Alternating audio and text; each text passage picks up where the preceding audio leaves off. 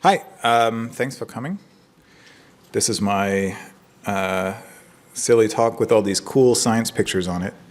Before you ask, they don't mean anything, but I do feel like they give my talk a little bit of gravitas, so I hope you'll take that into consideration.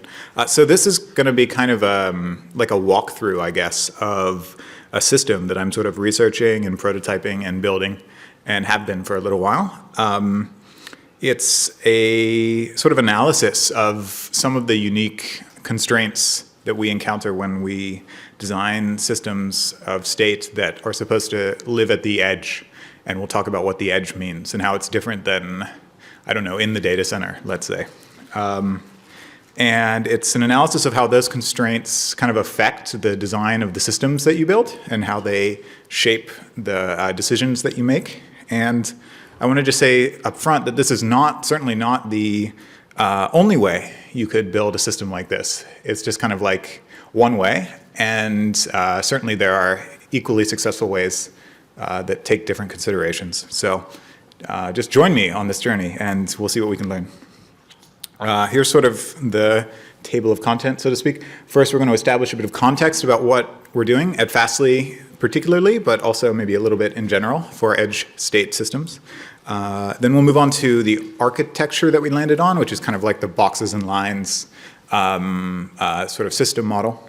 We'll dive down one layer deeper than that or higher than that, where we talk about sort of the protocol, how information moves through the boxes and lines. And then we'll talk about some complications, tricky parts of all of this, and then draw some conclusions. Okay, so I work for Fastly. Has anyone, first of all, heard of Fastly? Excellent, good. Does anyone use Fastly? Cool. So Fastly is a edge cloud network and a content delivery network. And so in a few words, we make your websites fast. But what that means and how we do that has sort of changed over time. It used to be we could be a pretty straightforward, like a store of content, right? Just kind of static content. But as time goes on, that becomes sort of insufficient as your applications become more and more sophisticated. You sort of demand more and more out of the CDN layer of your overall system, right? And so to that end, pretty recently, Fastly has come out with this sort of prototype product called Compute at Edge, right? And so what this is a way for you to deploy software in theoretically any language to our platform via WebAssembly, which is a detail which is super interesting, but I won't really get into here. So you can deploy that to our infrastructure and essentially run your code in every HTTP request that we serve, right? And so previously you could do something like this with a language called VCL, which we support, and you could do a lot with that, but VCL is by design like not Turing complete, so you don't exploit our servers. And it's a little bit restricted in that way and can be a little bit, let's say, verbose. But with WebAssembly, you can, in theory, run anything. And we've built a lot of stuff to support that, to be safe and isolated and that sort of stuff. The most important thing that we've built and the thing that's enabled us to offer this as a product is this sort of like runtime, which allows us to sort of cold boot your code on the order of like 30 microseconds, right? And this is orders of magnitude faster than anything else I'm aware of in the market, right? What's the leading cloud platform like cold boot time can be up to like hundreds of milliseconds or something like this, right? So this enables it to run in every HTTP request, which is super cool. It opens up like all sorts of doors to interesting use cases, right? So when I was at Fastly, I saw this being developed years ago, and I thought, okay, this is very interesting, right? The question that immediately came up in my mind was, if we provide compute at the edge, the next obvious question is like, well, what about state, right? As soon as you can run CPU cycles, you want to be able to have access to data and do stuff in that CPU cycle. Okay. And this is an interesting and hard question for reasons we'll explore. So I want to explore what that means and some of the constraints that fall out of that question. And there are interesting properties of our architecture at Fastly that sort of significantly influence the answer to this question, right? So we run these like points of presence all over the world. In large part, they're kind of isolated from each other, right? If we have a network connectivity issue that takes Japan off the map or something, that doesn't really affect the other points of presence in the world by design, right? And we have like a world-class network engineering team that makes sure this is true. But if we start offering a state product, I guess it's important that the logical view of your state as a customer can be somehow globally logical, right? It's like a single consistent view of the state throughout the network. At least you want to be able to have that option, be able to opt into that. So if this is true, then the challenges here are actually like not only difficult in an engineering sense, but also in like a fundamental sense, like a physical universe sense, right? Because the speed of light sets an upper bound on how fast information can move through space, right? And if you want to do a round trip basically from one antipode on the Earth to the other, it takes about, I think, 133 milliseconds, just like physical laws, right? And so in some sense, that is like completely incompatible with this number, right? So this already introduces a like fundamental constraint on our state system. How do we make this work? Okay, so now we can begin to like state some theses here. What are we actually doing? What are we building here? Well, this isn't going to be a general purpose database, right? We don't have the time, the latency budget to be able to do that at large scale. If we want to operate in the request lifecycle, we have to necessarily only do reads and writes that are local to a given POP, I think. And if that's true, then that necessarily implies that we're building this eventually consistent system at the global scale, where state conflicts are normal. So in my opinion, we have to like narrow the scope of what we're building, narrow the scope of the design to in ways like this, and sort of begin to winnow in on something that isn't a full database, but is maybe one way to think of it is sort of like a writable cache, which you could then connect to your origin database if you so chose, maybe. Okay, let's follow this train of thought a little bit further. Let's lean into these physical constraints, the speed of light stuff, right? And let's think about the data model. In general, as application developers, we really like this abstraction, this concept of a single global truth. Like if I put something in my shopping cart on a server in Vancouver, I want to see the same shopping cart with the same item in it if I happen to connect from Melbourne, right? This has always been a fiction, right? Because we always have to do engineering work to make this true. But that fiction, that abstraction, really begins to leak when we get to large physical scale, right? I think what we have to do is lean into the like physical truth of the fact that we're having multiple simultaneous truths in all of these points of presence all over the world that converge at some point to some sort of global consistent state eventually. And so this whole project that I've been working on has been, in some sense, an experiment, that if we accept these things as true, can we get a coherent system out of it? Can we actually make this work, make it useful? So I think we can, and I think the thing that enables it is this state primitive called a CRDT. So this isn't going to be our CRDT talk, but it is important to like understand a little bit about them to like make sense of the rest of what I'm going to say. So we'll go through it a tiny bit. CRDTs are this class of data structure. Actually, I'm curious, has anyone heard of these before? Okay, so I'll do this quickly. They're a type of data structure, conflict-free replicated data type, that you can think of as just like carefully constructed data structure paired with operations on that data structure, which are always associative, commutative, and idempotent, which means that the operations on the data structure can combine in any order, including duplicates of the same operation. And as long as the number of operations are bounded, like a finite set of operations, you're always going to land at the same end state, no matter how you do it, which is super important, but a little bit abstract. So let's go through two really quick examples to kind of demonstrate what I mean here. So consider the data type of an integer and the operation of addition, okay? We can see that addition is, of course, associative, like this property is true. It is also commutative, like that property is true. But if you add two numbers together, you don't get the same number again, right? So it's not idempotent. And so this doesn't work. Not a CRDT, right? But let's twist it just a tiny bit. And instead of integers, let's think of sets of integers. And instead of addition, let's think of set union as the operation. And it turns out this actually works, right? Set unions are associative in the same way. They're commutative in the same way. But it turns out they're also idempotent. Like if you set union a set with itself, you get the same set out of it again. So this is a CRDT. And so let's consider a situation where we have this set and we kind of split it into 3 data centers around the world. So we have 3 copies of what is initially the same set, and then we independently make some operations on each of them. So we add 2 and 3 to this one, 3 and 4 to this one, 4, 5, 6 into this one. And then at the end of this, we have 3 divergent states, right? At some point, we're going to merge them back together, but at the moment, they are multiple parallel universes of state that are not the same. So what we're able to do with CRDTs is that we can merge those states together, that is, recombine them in sort of any order or any combination. And as long as we merge everything together eventually, like all of the divergent states end up in the same final set at some point, and of course given bounded inputs to the whole system, we'll eventually arrive at that deterministic input or output.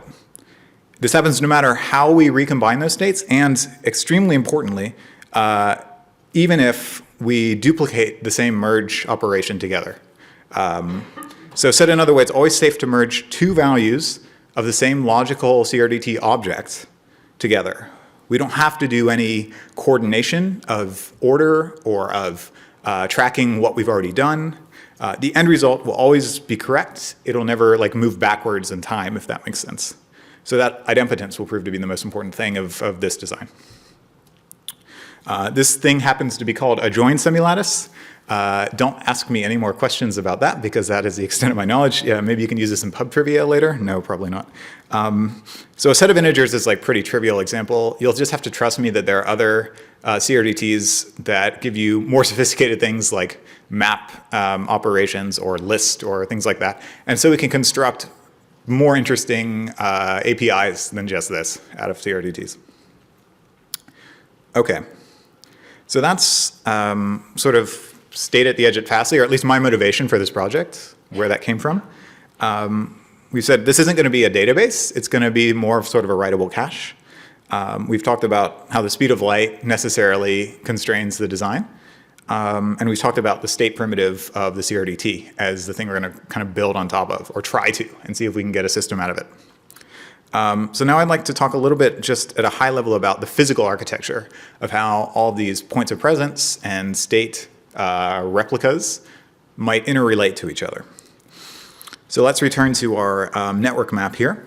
We've already talked about one constraint, which was how the latency requirements of running each computation within the request lifecycle establishes kind of like a hard upper bound on how fast our operations need to be at the state layer.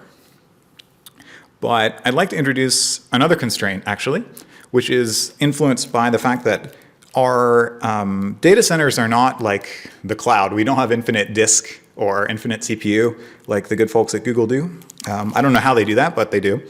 But we don't have that luxury.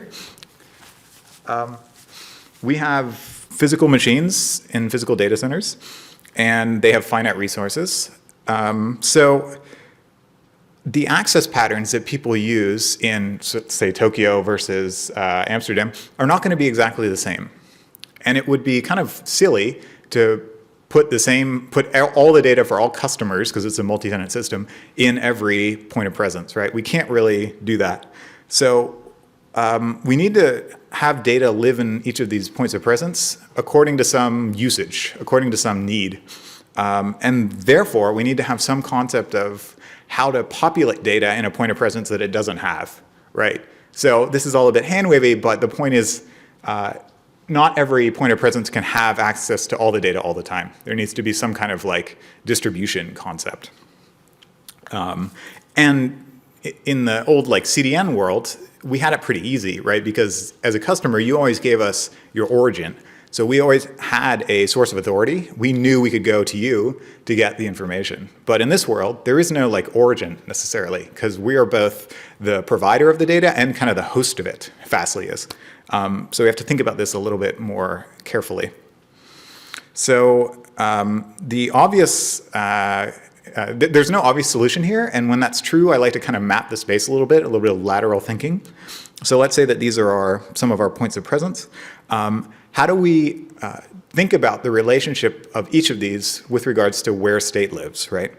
And so I don't know exactly the right answer, but I do know like some points on the spectrum of how we think about state. And so let's maybe think about the extremes of that spectrum, right? And one extreme might be, again, this might not be the only answer, but this is something that many of us are familiar with, is in typical like database replication strategy land, we will have sometimes this idea of like a write primary through which all write operations are kind of like serialized, put into some sort of bin log maybe, and then replicated out to read replicas. Also, a lot of like leader-based consensus protocols work this way, like Raft, for example. We would elect a write primary and proxy all our writes there. And this does satisfy some criteria, but not important ones for us, right? It's just a point on the spectrum. Namely, it doesn't satisfy the local read-write criteria, right? But it's one way many systems work. So we can think about putting this on the spectrum. Maybe if we could have a central write primary somewhere, like maybe in the cloud, we could treat all of the sites, all the points of presence as, in a sense, read replicas. Okay, it doesn't quite work, but it's a point in the space.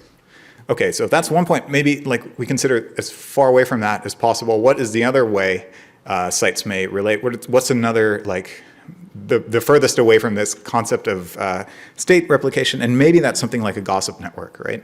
Where there is no single source of authority for data, where all of the replicas are kind of like peers in a decentralized network, and through some sort of gossip protocol, SWIM or whatever, they would connect to everyone else and use some sort of strategy to communicate state updates. But that's very hand-wavy, right? And it raises some concerns and questions of its own. First of all, it requires a lot of connections. Like every server and every point of presence would have to connect to at least some and maybe all other servers in our network. That maybe is wasteful. And also, it doesn't give us a good answer to the question of where objects live, right? Previously, we knew objects always lived in the write primary, and so we could always just like go there conceptually if we needed information. But here, we don't have those kind of guarantees, kind of by design, right? So if somebody wanted to ask for an object X and we didn't have it at one of our sites, well, we could like send a broadcast and say, can someone please give me X? And then, I mean, gossip protocols guarantee at some point there's an asymptotic upper bound to when you're going to get an answer, but it's hard to communicate that in a document to a customer. It's like, yeah, you'll get your object eventually. That's not wonderful. Also, it's not really clear how objects propagate through the system. Again, there is like somehow a guarantee, asymptotic upper bound that you're gonna, everything's gonna see all the state updates eventually, but again, not really what we're after. So these might be two extremes of the architectural spectrum, like strictly hierarchical and kind of peer-to-peer decentralized.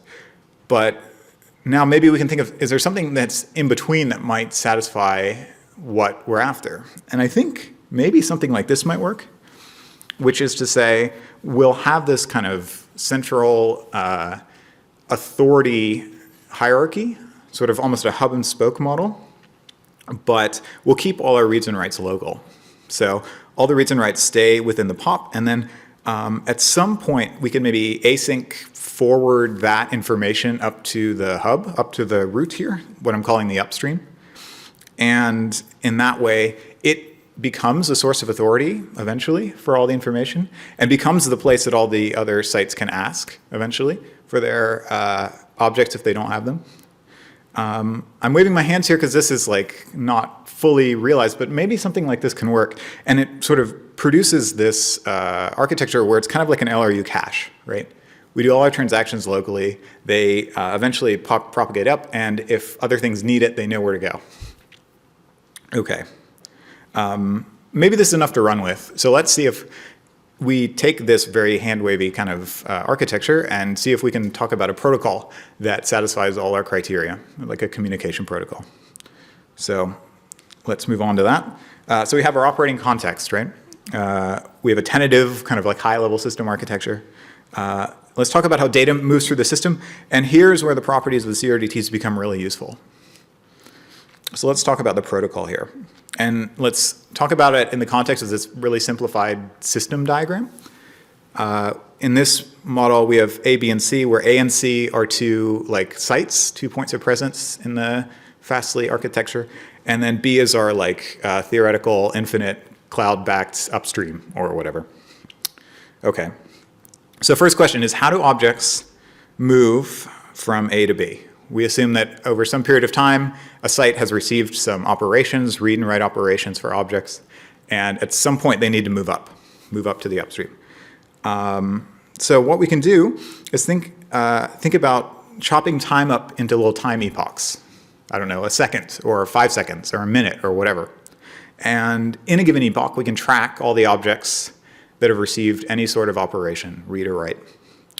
We're going to batch all those objects into sort of a batch, and we're going to emit it up to the upstream at the end of the epoch. And then every epoch, we're going to just do this again and again and again. And I think that covers our bases. As long as we do that with some regularity and with good faith, all of the information in our site is going to get up to the upstream. Okay, that's kind of half of it. The other half of it is like, how do objects get from the upstream to a different site? And here we have to keep in mind only those objects which the site cares about in some sense should get down there. We shouldn't send everything down because that's wasteful, right? So I think the wrong answer here is for the upstream to push information down to the site, because how does the upstream know what the site needs? It doesn't really, not without some additional information. The key insight for me was that the sites themselves know which objects they want. By definition, they will have received an operation for that object. Someone wants to read an object, it will ask for it. And I may not have it right now, but I know that I now have interest in it. And so rather than pushing objects from the upstream to the downstream, instead we can pull objects kind of from C. C can ask for the objects it wants from B, right? And so this operation, pulling objects down, let's call it sync, and it turns out to be, or it can be, exactly the same operation that we use to push objects up, right? In both cases, we're sending a set of objects that have recently been requested or have received interest. And in both cases, we're receiving their, in one case we're sending, and in another case we're receiving, but that can be the same thing. We can do that in both cases. The latest version of those objects. And we kind of synchronize them between us and the upstream. And so I want to walk through what that looks like, and we'll see how CRDTs come into play here. So here's a very simple example. Let's say this is our site. We have a set of objects that have received operations. Somebody has written key 1 equals value 1. Someone else maybe has requested key 2. We don't have that yet, so that's a readmiss. And someone else has written key 3 equals value 3. And so here's our empty state. And this is what our state looks like after these operations. We know about 2 values. But in addition, we have this other thing, which I'm going to call an interest set, which is not the values, just the keys, and it's all the keys that have been requested in any way, right? Okay, so here comes the end of our epoch. It's time to do our little synchronized dance. So what we'll do is we'll combine the state and the interest set, and we'll create something called a sync request. And so every epoch we can generate one of these, which contains all the keys, and if there are values, all the values that have been transacted in that time epoch. Okay, we do that, and we ship it off to the upstream. And when the upstream gets it, it's going to take it and sort of compare it with its own state. So let's say the upstream has been running a little while. It already has a value for K1. Let's say it's V5. It doesn't really matter what it is. It just is something. It also has a value for K2. That's fortunate for us because we don't know about it yet. And let's say it also has, the upstream also has some other thing, K4, whatever. It's not relevant to this discussion, but there it is. So what the upstream is going to do is it's going to take its state and it's going to merge in. Remember, CRDTs always support this merge operation. And importantly, merge is always safe as long as we're talking about merging the same logical object together.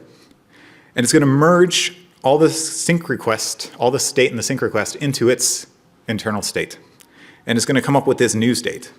So K1 is going to be the result of the merge of V1 and V5, which is, call it V8. It doesn't matter. It's just some new state. K2, well, it doesn't have any new information in the incoming request, so it's going to stay the same. And K3 is brand new. It's never seen K3 before, so it's going to merge it with the empty set, and it's just going to take the incoming value directly. And so now, at the end of this merge operation, we have a new state in the upstream, okay? So now the upstream is going to say, okay, thanks for those 3 keys. I'm going to now return to you the same 3 keys and what I think the latest state is for each of them, right? And so it's going to send a sync response of exactly the same size. 3 keys, this time 3 values, back down to the site. And the site is going to do exactly the same sort of merge dance that the upstream did. It's going to merge all the response values into its local state. And you can kind of track this, and you can see that at the end of this process, for all the keys that were part of this request response, we're guaranteed that their state is going to be identical in now the downstream and the upstream, right? And it's CRDTs which give us this property. We know that if we have 2 versions of a value and we merge them together, no matter what else is going on, the thing we get out of it is going to be deterministic, and it's going to be the same on both sides.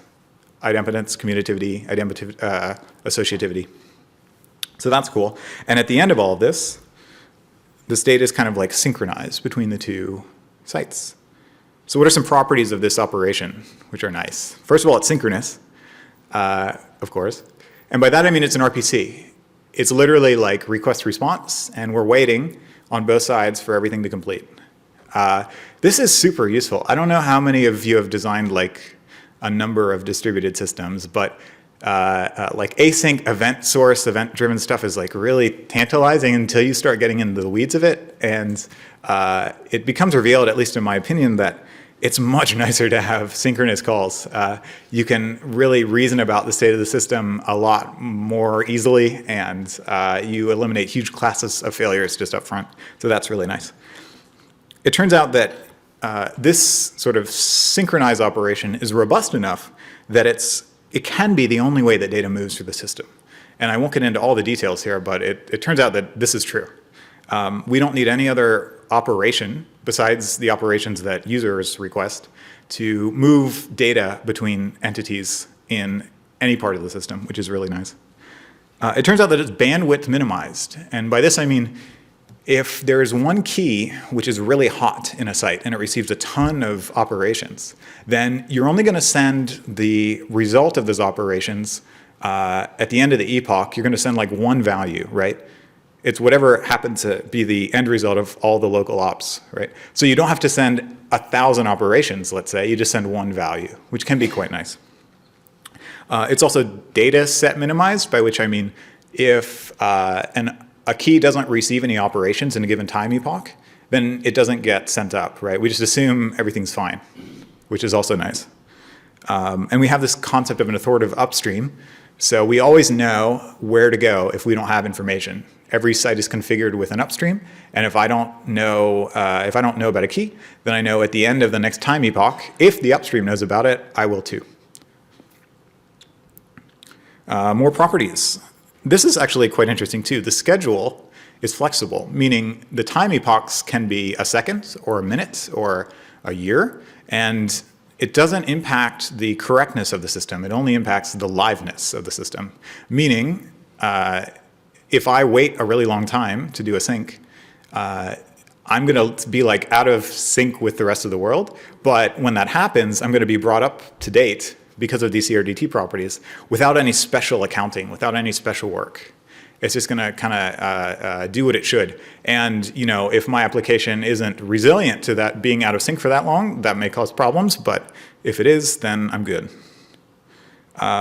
Importantly, missed syncs, in a similar way, missed syncs impact liveness, not correctness. So if one of these sync calls fails due to a network partition or whatever, I don't really have to do anything. I can just say, well, okay, next sync, I'm going to have a bit more data because the previous one didn't work. But otherwise, I don't have to go into some fallback mode. I don't have to enter some weird retry loop. I can just like wait until the next one, and it's all kind of fine. And this is like so useful in that like maybe the hardest part about DistSys is fault management, right? Fault recovery. And CRDTs and this kind of like sync business give us a way to like not really have to worry about it. Like we should know about it as operators. We should say, okay, well this site hasn't synced with its upstream in like a week. This is a problem. But I don't have to like do anything special aside from pester my network people to like fix the problem. It is eventually consistent as a property of all this and quiet by default, meaning if a site doesn't receive any operations, it doesn't waste bandwidth sending stuff around. Okay, so that's all. It sounds really cool. It sounds really nice. I'm going to spend a little bit more time talking about how really nice it is, and then I'm going to peel back the curtain and show all the problems that I'm like papering over with my hands at the moment. So let's talk a little bit about other nice properties of this thing. And in order to do that, I'm going to like take away some of the abstractions a little bit.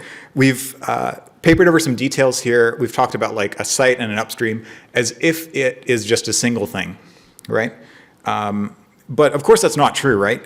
Each site is composed of many servers, or instances or replicas. There's lots of terms of art for this. So first of all, given a site is not just a single machine, how do user requests work? When a user makes a read or a write, what happens? Do we need things within the site like key affinity or a dynamo ring or any of these other like typical tools of the trade of distributed systems? So interestingly, I don't think so. Each request to any replica is always, each user request is always dealing with a single object, right? So we can take that object's key and consistently hash it to a certain number of replicas where n is the replication factor. And essentially, n determines how many nodes we can allow to die while still being able to serve requests, but while still being able to operate. So we do this hashing notably within the user-facing API of each instance. So all instances in the cluster are essentially identical from the perspective of the user. So the request is proxied to those n replicas, which should own that key. The replica applies the operation. If it's a read, it just reads the object out of its local state. If it's a write, it performs the mutation and then returns the resulting object. Importantly, completely independently of all the other replicas that are doing this at the same time.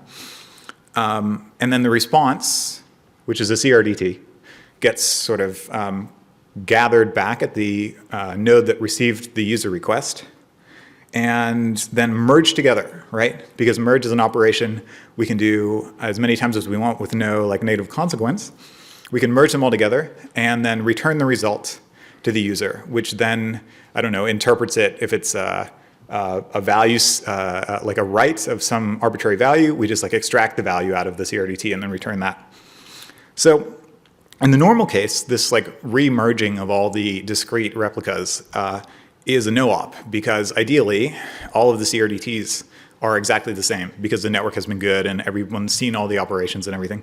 But if one replica has a more up-to-date version of the object for whatever reason, maybe because its peer was briefly out of service or had a long GC pause time or something, that version is going to win in the merge. And so the user is always going to see the most up-to-date version of its object as long as at least one node in the cluster has that most up-to-date version, which is nice.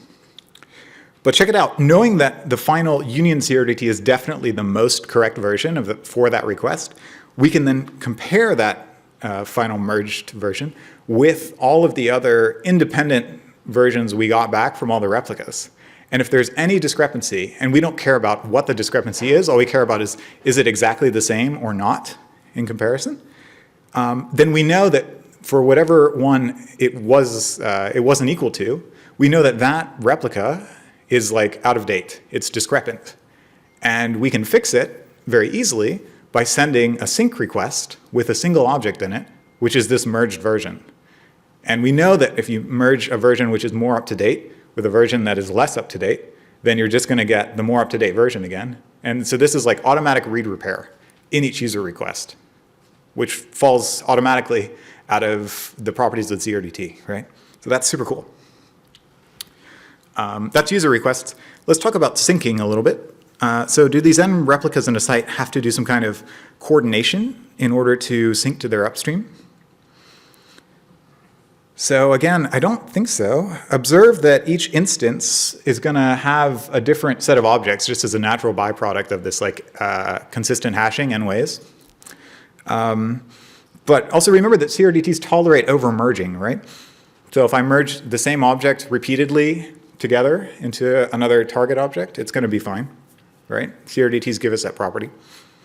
So it turns out that instances can just sync whatever happens to be in their state, whatever objects they happen to have, to their upstream completely independently on whatever schedule they want. It doesn't matter. And the upstream will converge, its state will converge to stability, again, just as a natural byproduct of all these properties. And so if we wanted to give each instance a totally different sync schedule, like 3 seconds, 5 seconds, 20 seconds, I mean, it would be silly, but we could do it and it wouldn't be wrong. Eventually the system would be just fine. So that's quite cool. But again, the upstream is just like any other site, any other point of presence. It is also comprised of all these individual instances, not just a single monolithic thing. How does this mapping work? Like, does each downstream instance have to copy its syncs to all the upstream instances? Well, again, I don't think so. You can think of a user request as dealing with a single object, and then it's one of many operations: read, write, Bloom filter, insert, blah, blah, blah, blah, blah. But a sync, then, is many objects with the same operation. It's always merge.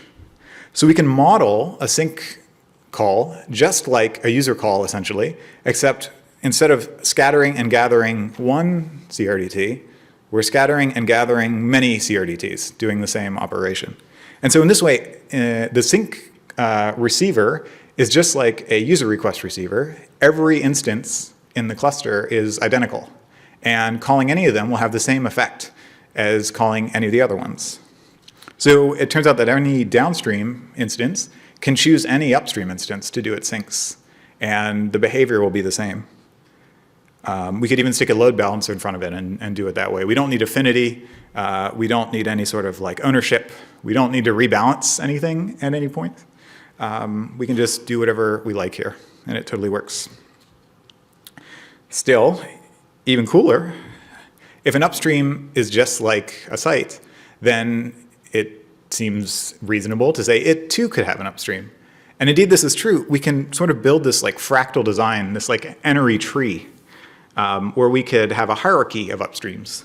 And maybe we want to put an upstream in US Central 1 and an upstream in EU West 2 or something like that, and then have a global upstream that sits on top of them. And in this way, maybe isolate connectivity issues between regions in the world. We would sort of be trading off liveness and capacity for like resilience. So if this is true, you can imagine rather than taking one epoch to get information up and then another epoch to get it back down again, it might take two epochs, right? One here, and then it would flow back down and down. So maybe that's desirable, maybe it's not, but the system design allows it, right? And that's quite interesting too. I could go on a bit more, but just in the interest of time, I want to observe that all of this cool stuff is enabled by the smart primitive of the CRDT, and the sort of design of the system that falls out of it is really, really simple to like think about. I mean, you have to understand CRDTs and how they work, but we get all this nice stuff, this single operation for moving data around. The fact that we don't have to coordinate between anything to get this thing to work properly. And most importantly, I think that faults require no special handling to be resolved, right? They just need to be retried and then everything's fine. All this from CRDTs. And none of it, importantly, that requires any sort of sophisticated engineering, really. It's just like the code that does all this is really straightforward.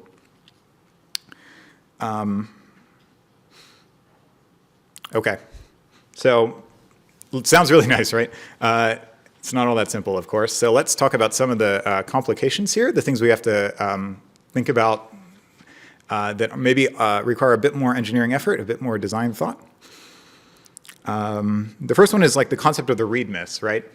So if you're in a site, the first time you read an object, even if it exists somewhere else, you're going to have a readmiss. It's likely going to miss, right? And we sort of have this guarantee that it may appear later, but as a user, if you request something, as so far as I've described the system, it's going to be like not found. And then if you ask again in a few seconds, it might be found then. So this is maybe not the best user experience, depending on what the application wants.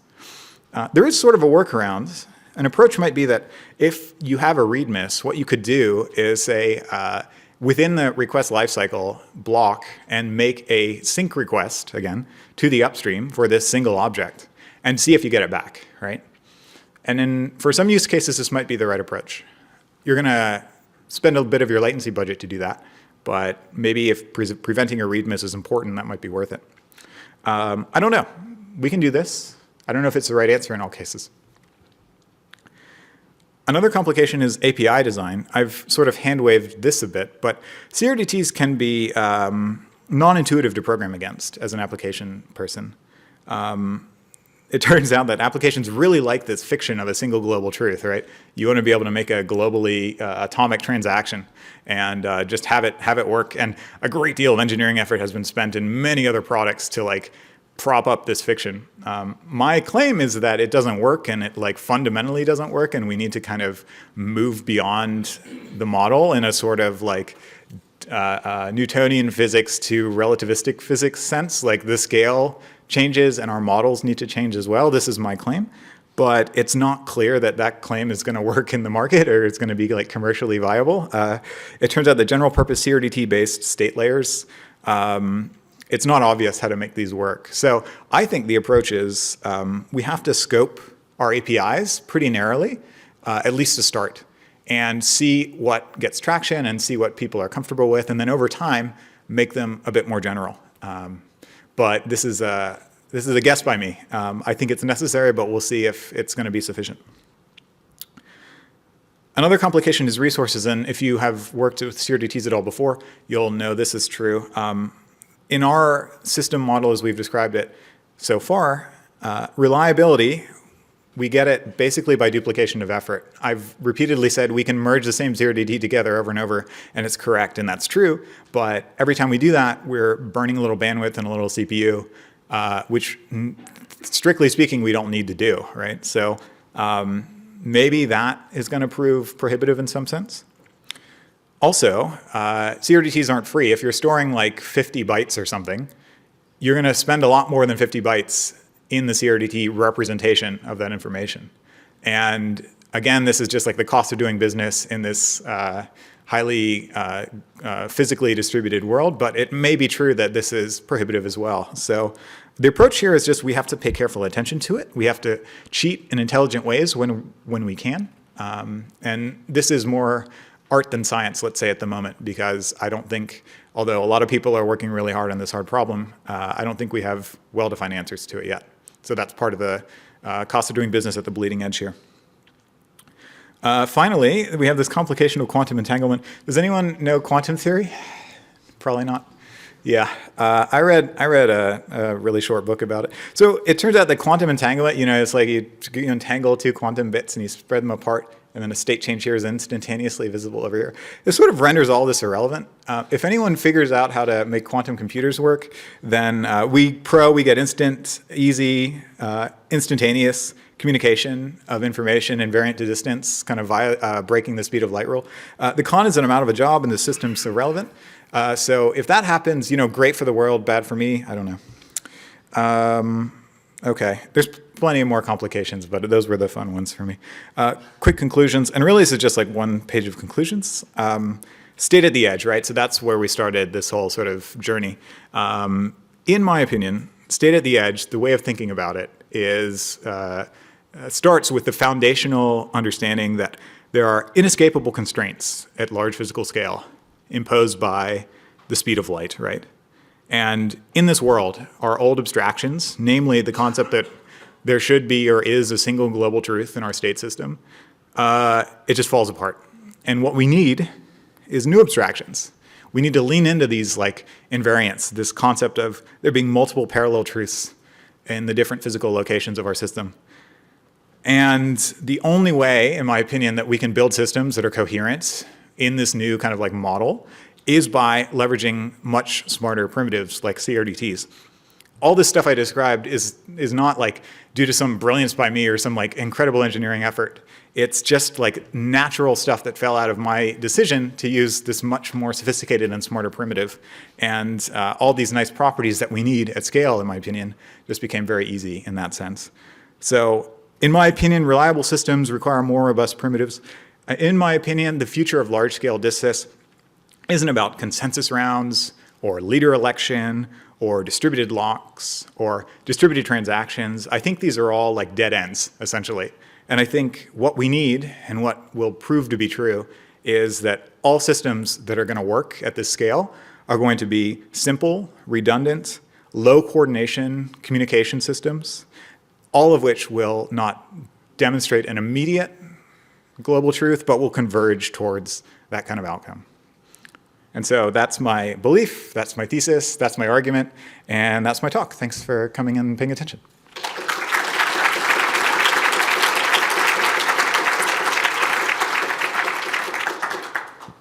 Hi. Hi. Thanks for the talk. Cheers. You mentioned that every node in the system is equal to each other. So does it mean that every node potentially holds all data of the system?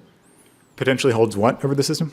All data of the system, because they are replicated from all other nodes. So potentially, especially the upstream nodes, will have all data of all other points of presence in the system. Yeah, so the right way to think about it is a given cluster of nodes will necessarily have all of the data from all of the nodes that are downstream to it, but a given instance in that cluster is going to have only a fraction of the data. So it'll have whatever the data is divided by however many nodes are in the system, multiplied by the replication factor.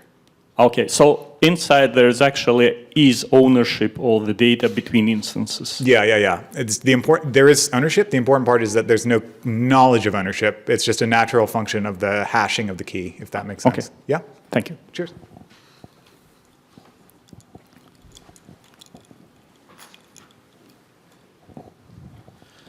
Thank you. Very interesting talk. Tell me, please, in your experience, what are the most surprising data types and operations you've discovered you can model as CRDTs? Like, what are the most interesting CRDTs, essentially? That you're surprised that you can model them as CRDTs. Yeah. So a lot of interesting probabilistic data structures happen to be CRDTs almost by accident, like Bloom filters and hyperlog and count-min sketch. It turns out these are actually just natural CRDTs by the way they're constructed. So that was very surprising to me. One area of like active research, like CRDTs can be often difficult to program against. And so we're searching for the right general model, like what we can build as a CRDT that's more intuitive. And there's active research into making basically a JSON object into a CRDT. This is not all the way there, but Martin Klettman and the AutoMerge community are doing work there, which I think will be very interesting when it pans out. May I ask one more? Tell me, please, how do you make sure that when you gather the responses to service the request, that at least one of the nodes is up to date? How do you make sure of that? In terms of like, how do I do it quickly, or how do I ensure that it is the data is correct? How do you do it quickly? Yes, quickly, right. So this is an interesting little optimization. Every user request is essentially a scatter gather to all the nodes that own it. In order to serve a response, we need to get at least one response back. Ideally, we'll get all responses back. So the optimization is you wait for the first response, however long that takes. You race, essentially, all the nodes. Whichever one responds first, okay. At that point, you start a timer, and the timer is very quick. I don't know, 50 milliseconds, 100 milliseconds. And every other response that comes back in that amount of time, great. If it takes longer than that, too bad, right? And so that's kind of how we establish a latency upper bound. I can talk more after if that's not intuitive. Yeah. You mentioned the sync request is itself synchronous, so the site will sync up to the upstream and then the upstream, and that'll happen synchronously. Yeah. But it seems to me that because we're using CRDTs, it doesn't, like, what would be the advantage of doing that synchronously as opposed to async? So the point, gotcha. That'll be the last question just for timing reasons. I'll hang around after for everyone else. The point of saying it's sync and not async is simply that when I make the call, it is like an RPC. While that's happening, other stuff is still happening in the local state. So it is like async in the broadest sense, right? It's just that, like, in order to reason about how sync calls work, they're just like RPCs rather than event publishes or something like that. Okay, so but the site's not blocking; it's still receiving updates. Okay. Yes, correct. Okay, I think that's all the time we have. We just got the stop sign. Is there one more? Can we Time do for one more? We have a 25-minute Okay. break. Thank you. Yeah. On one of your last slides, you talked about some of the reliability compromises. I'm interested in when you talked about those clever ways to cheat reliability issues. Yeah. If you could go into more detail on them, specifically, like if you're using consistent hashing at the edge site clusters, that can result in hotkeys. Hotkeys can result in sort of a storm of sync events going upstream. What are some strategies you're thinking about for mitigating the reliability impact on the upstreams? Yeah, a lot of that is TBD because a lot of it's driven by usage patterns, which we don't have yet because we haven't released a product yet. So I have ideas actually about how to mitigate storms and thundering herds and that sort of thing. But none of them that I can say are like the answer. So we can hash it out maybe afterwards if you're interested in learning more. Cool. Any others? Maybe we can do one more. Okay. I guess we have a break after this, so yeah, it's all good. Don't worry about the quantum entanglement. No? For You all don't think sorts of the physics, don't worry, the information doesn't break the speed of light. Oh, okay. So you're sort of playing in this interesting space that you've moved the problem up to a serializable problem on the business logic that sits on top of this. Where is your thinking going in that sort of space? Yeah. I mean, it's the hard question, right? Our application builders who use us as a platform, are they willing to adapt to this model, right? It's not clear that the answer is yes, right? So there are ways to kind of ease them into it. And I guess the best example is the thing you want to build on this by default is a key value store. Everyone wants a key value store, right? And so the easiest way to do a key value store is an API that's like set and get. And we can provide that. But unless you give a little bit more information, the set function is going to have to make some simplifying assumptions. If two people in Japan and New York set exactly the same key at exactly the same time with different values, there's not enough information in that API request to make a safe sort of merge in the CRDT sense, right?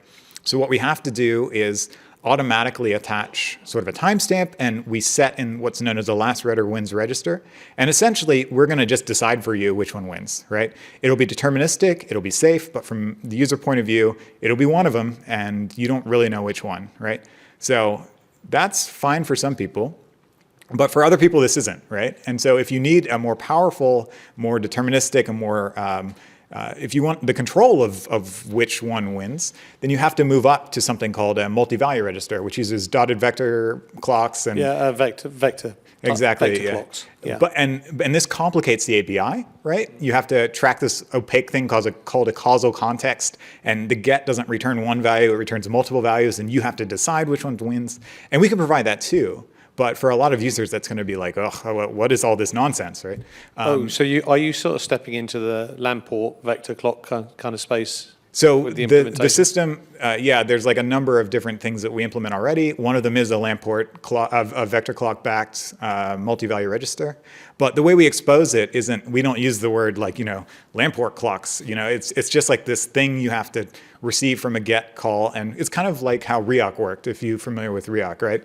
You just have this opaque causal context that goes with it.